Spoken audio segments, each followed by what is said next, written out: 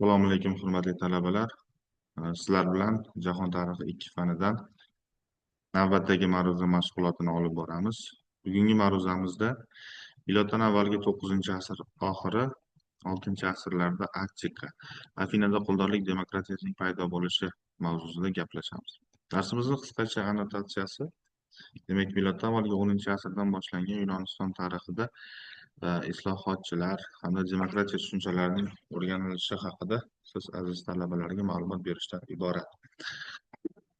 Darsimizni rejalari quyidagicha. Birinchi rejamiz salon islohotlari va ularning ahamiyati haqida bo'lib o'tadi. Ikkinchi rejamizda Klishpin islohotlari, uchinchi rejada Afinada quldorlik demokratiyasining paydo bo'lishi, ya'ni demokratiyaning o'rnatilishi haqida bo'lib o'tadi.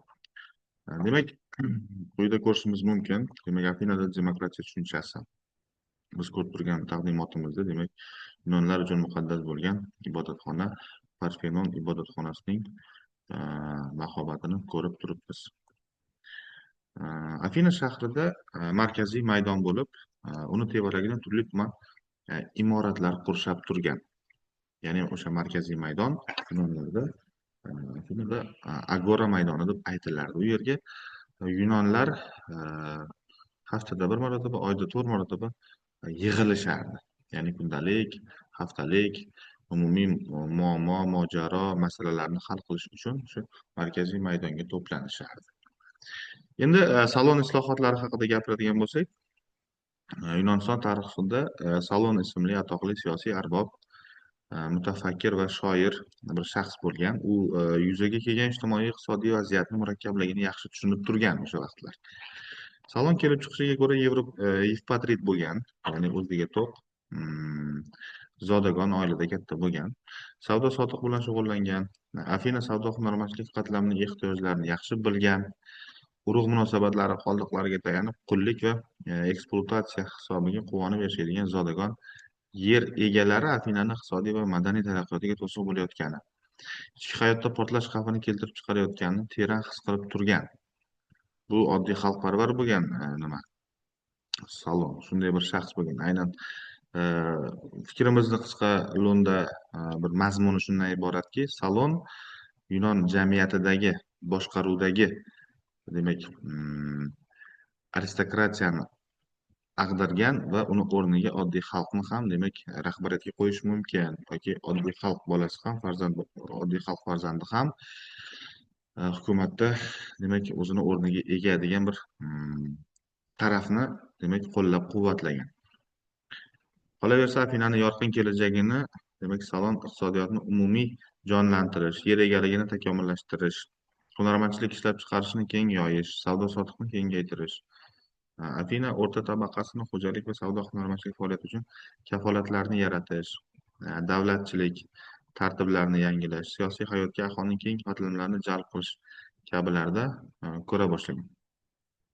Katta vakolatlar bilan arxontlikka saylangan Salon o'zini Afina davlatchilik va jamiyat tizimini isloh qilishga qaratgan dasturini amalga oshirishga kirishgan. Buni qo'llab-quvvatlagan Yunon xalqi. Harbiy ishda, ijtimoiy tizimda, davlat boshqaruvida, iqtisodiy munosabatlarda, demak, uni g'oyalari bor edi, loyihalari bor edi Salon. Va iqtisodiy sohada Afina xo'jaligini umumiy faollashtirish choralarini ko'rishdi.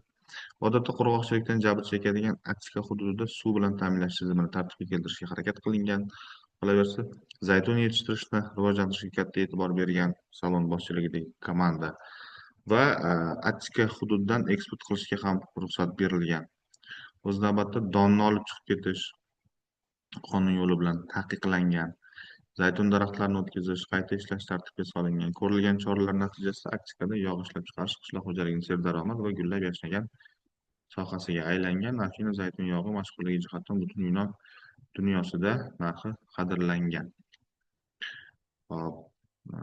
Qolaversa, Salon savdo sotiqni yanada rivojlantirishga qulay sharoitlar yaratish uchun arxaik, demak, Fidon og'irlik va uzunlik o'lchovi birligi va besonaqay egina pul tizimi o'rniga birmuncha qulay va egay havzasi keng tarqalgan Evbeya og'irlik joriy qilgan. Bu iqtisodiyotda ham moliya islohotlarini o'tkazgan.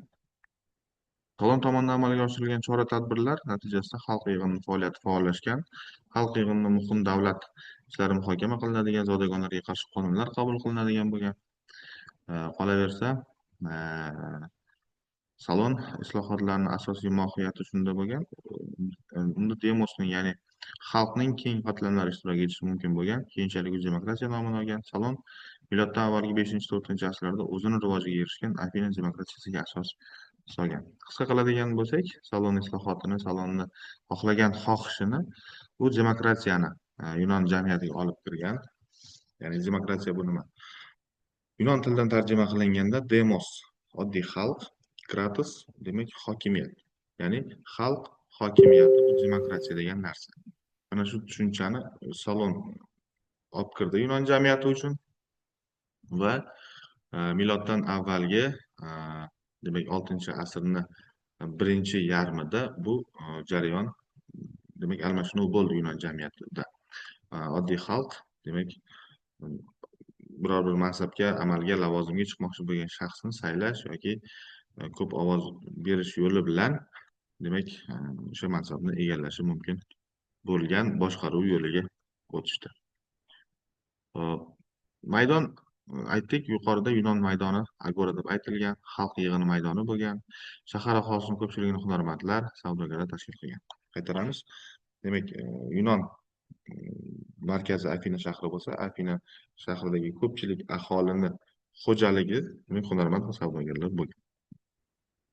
Afina shahrida barcha erkak fuqarolar davlatni qanday boshqarish kerakligi xususida o'zini fikr-mulohazalarini bayon eta olishardi. Miloddan avvalgi 7-asrda idora qilishga oqsoqollar kengashi muhim ahamiyatga ega bo'lgan.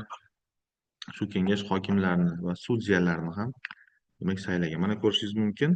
Mana shu ovoz berish, demak yuqorida tavsiya so'zlar bo'ladigan bo'lsa, quyidagi xalq qo'lini ko'tarish asnosida, ya'ni ovoz berish mumkinligini bildiryapti.